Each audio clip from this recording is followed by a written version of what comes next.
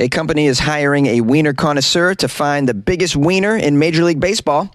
A Cornwall Pub of the Year lost an award because of Nazi memorabilia.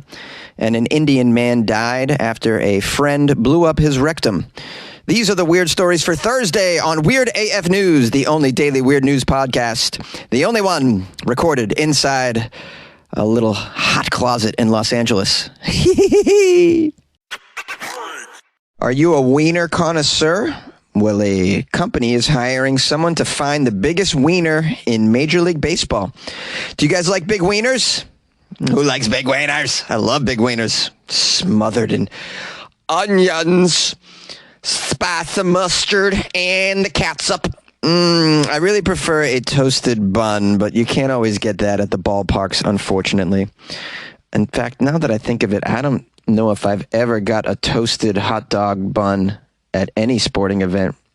They just don't have time for it. They got to run through these wieners real quick, you know, kind of like my ex. It says here, online sports betting company BetUS is looking for a wiener lover. And if you are this wiener lover and they hire you, you get to travel to all 30 Major League Baseball stadiums in order to scope out the biggest wieners in Major League Baseball. This sounds like a dream job. Of course, they want you to, in the article it says, of course, we're talking about hot dogs here, guys. We're talking about hot dogs, in case anyone couldn't figure out that they were talking about hot dogs. If we were talking about the other wiener, you wouldn't even need to hire an expert. We're all going to find out which players have the biggest wieners from those new see-through pants that they're going to be wearing this season. We'll find out right away when they take the field and they make their adjustments. You know, they're always adjusting their package down there. What is the adjustment all about? They're always adjusting. Now, look, I played baseball. I wore a cup, a protective plastic cup over my nether regions, and sometimes it would shift to the side, but not as much as these players appear to be adjusting it. So I don't know what else is going on there. Anyways, anybody out there want to be the wiener connoisseur? If you get the gig, you'll be responsible for some travel. You'll have to go to each stadium this season to help determine which team has the biggest wieners. You will be ranking them based on girth, length, weight, and price. So basically, they're looking for someone that can use a measuring tape and a very small scale. So not too difficult. There's some math involved, but I'm sure you can handle this. You're not really responsible for ranking them based on taste, although I'd imagine you can eat as many as you want. So that's a perk of the job. Let's keep reading, find out what you get paid. According to the job posting, it says, quote, as we all know, size does matter. For this official wiener connoisseur position, we're looking for someone who considers themselves a very passionate hot dog connoisseur, has a strong opinion when it comes to grilled versus boiled hot dogs, is well-versed in the world of wieners, and smiles at the idea of a literal sausage fest. Hey, someone's a little cheeky in this job description. Look, there's no battle between grilled versus boiled hot dogs. If you prefer boiled hot dogs over grilled hot dogs, there's something wrong with you, first off. The hot dog is grilled, preferably the bun, also grilled with butter. It says here, you're also going to get a small package, or what they're calling a compensation package, okay, for scarfing down all these wieners. This position pays $2,500 cash, a $500 gift card to the Major League Baseball shop, a year-long subscription to MajorLeagueBaseball.tv, and the company will also cover your travel expenses and tickets to the ball game. I suggest women apply for this position. I highly doubt they're going to hire a guy for this, because a guy would, add 2 inches to every hot dog, as we tend to do. The Pub of the Year lost their award due to some Nazi memorabilia. We have here a pub in Cornwall. They won a coveted Pub of the Year award, but then they were stripped of this accolade after it emerged they had some Nazi memorabilia on display. The Hole in the Wall in Bodmin was named the best pub in the county. In part due to its unique decorations, the quaint little pub is filled wall to wall with curiosities, including a stuffed lion ancient weapons, and a picture of Winston Churchill, among many other items. But the landlord, Steve Hall, has come under fire after a complaint was made about a swastika armband that's on display in this popular pub. Now, officials that are in charge of the Pub of the Year award stripped this pub of their Pub of the Year award, and Steve has responded saying that the Nazi swastika armband was taken out of context completely. Let's hear what Steve has to say about this. Well, this is really upsetting, I think. I'm upset. I'm annoyed about this, and so are my staff. It has really tarnished my image when that piece of military memorabilia has been in the pub since it opened 80 years ago. There are a lot of curiosities in this pub. There's a lot of stuff on display here. The item is no longer on display. I took the decision to remove it as soon as this complaint was shared. I'm not even sure that person who complained ever set foot in my pub. Must have seen it online or something. Steve says it's a little ironic that the title of Pub of the Year had to be removed from his bar, as it won it twice before in the last 15 years, even though the, quote, offensive item had been on display that entire time. Although Steve removed it, he's also defended this memorabilia. He says, these soldiers came back from the war with spoils of war memorabilia. This was not a hero worship, Hitler or the Nazis, but of any sort, but to celebrate the victory over fascism and to remember the comrades who died fighting against evil. But you can't whitewash history. Well, Steve, you removed it, so you're kind of folding to the pressure to whitewash history. And, I don't get this at all. This has been a trend for a while. They think that they can remove items of history, and what's going to happen is they're going to be very surprised when history repeats itself. This particular piece of Nazi memorabilia, which is 4 inches by 1 inch in size, had been in a cabinet in a dimly lit part of the pub among all sorts of items for decades, and had been brought back from the front by a returning serviceman of the Duke of Cornwall's regiment.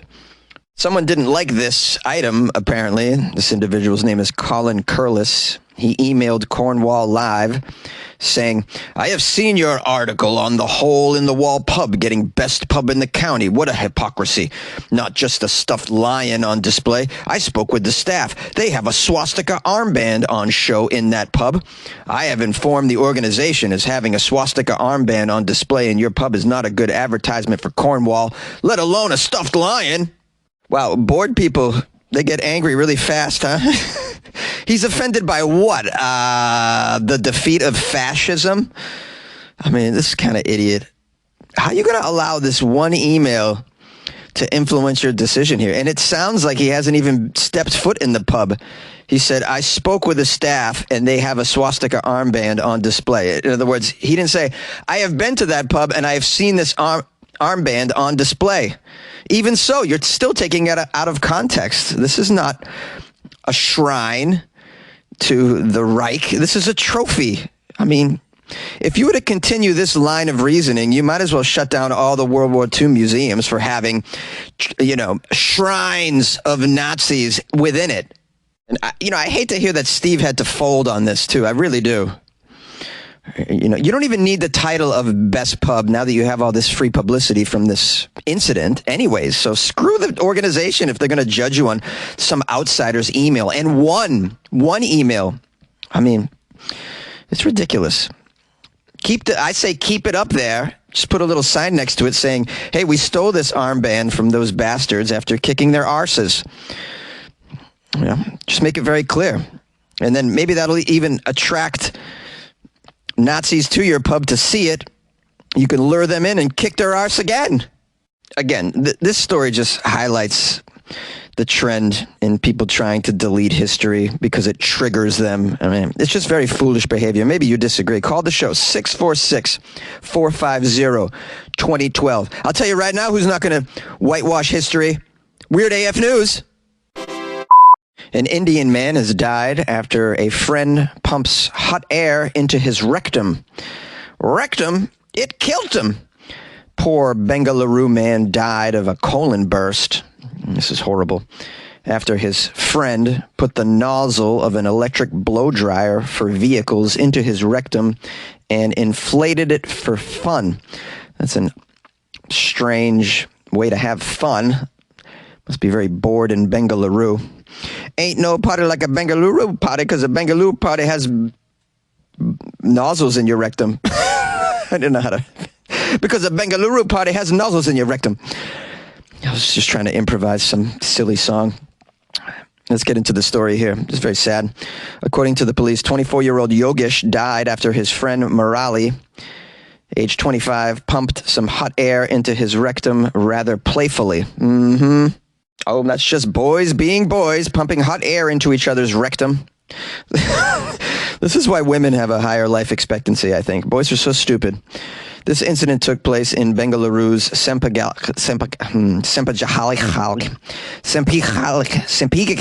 area. Bengaluru's Sempikhalli area. Yogesh visited a bike service center where Murali was working. Murali was employed at the service center where his friend Yogesh went to get his two-wheeler washed. Police say after the motorbike wash was finished, both of the boys started playing with a powerful electric blow dryer used to dry the vehicles. Murali first used the blow dryer on Yogesh's face, then his back, finally his rectum with hot air. Yeah, you skipped the part where his pants came off? How did that happen? In the bike shop? It says, as the warm, hot, filtered air entered Yogesh's body via the anus, his abdomen expanded and he collapsed. As he collapsed, Murali rushed him to the hospital where doctors said due to the high pressure of the blow dryer, there was massive damage to his intestines. Doctors said Yogesh needed an emergency operation. However, Yogesh failed to respond to the treatment and passed away at the local hospital that morning. I mean, that was a pretty detailed description of what went down, and I still have so many questions that I don't think I want answers to. I mean, the pants came off? What is going on with this? Is this some kind of kink that I've never heard of until now? The hot air in the butt fetish? I don't know. I just imagine how it all goes down with it. There's fart noises followed by some giggling, right? That's funny. Some fart noises, some giggling, followed by, bro, are you okay? Bro, are you okay?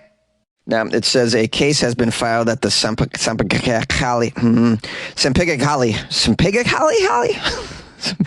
Have a holly jolly Christmas. Police station.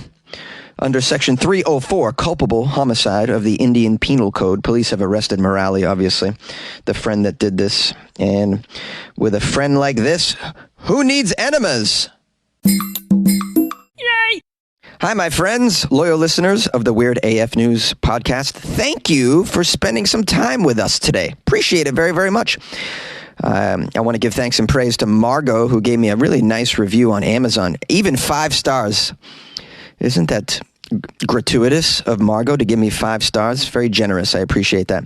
The title of the review is Jonesy is creative and a funny human being that you will love listening to. Isn't that sweet? Let's read the review. It starts by saying, Jonesy is the best. I've been listening to Weird AF News for a couple of years now in my Alexa flash briefing routine, and it is the best part of my morning. I look forward to listening on my way to work every day and laugh and shake my head at his hilarious jokes and impersonations and different voices. As a fellow New Englander, I appreciate his Boston outlook on things. I especially love the way he appreciates all of his listeners. It makes us all feel valued and appreciated.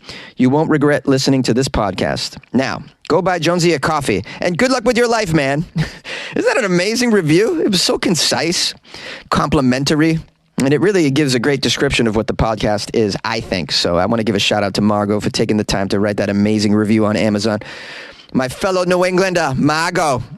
Stay warm, Margot. I know it's very wet over there right now and cold, I believe.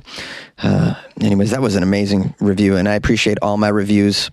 If you would like to write one, you can do so on Amazon and Apple Podcasts. And even if you're listening on Spotify, you can give it some stars on Spotify. I can't really write a review per se, but you can give it 5 stars. It doesn't take very long at all to do that, just a tap or 2. So please take the time to do that. It really helps the podcast. I appreciate all the support. from my listeners, and I really, really do. And if you want to support me some more, tomorrow's Florida Friday, so send me some of that Florida news that you come across this week that you think is appropriate for the Florida Friday episode that I'll be recording for tomorrow, for Florida Friday episode. That's right. You can send stories to my email, funnyjones@gmail.com, or you can slide them into my DMs on Instagram @funnyjones. That's another way to do it. We'll try and do the best Florida Friday episode that we can. If you would like to support the show with some money, like buy Jonesy a coffee, as Margot suggests, just go to weirdafnews.com and you can click on buy a coffee. There's a little coffee mug there. Just click on that. Or you can also join the Patreon from that place as well. Check out the website, weirdafnews.com, and we'll see you tomorrow for Florida Friday. And good luck with your life, man.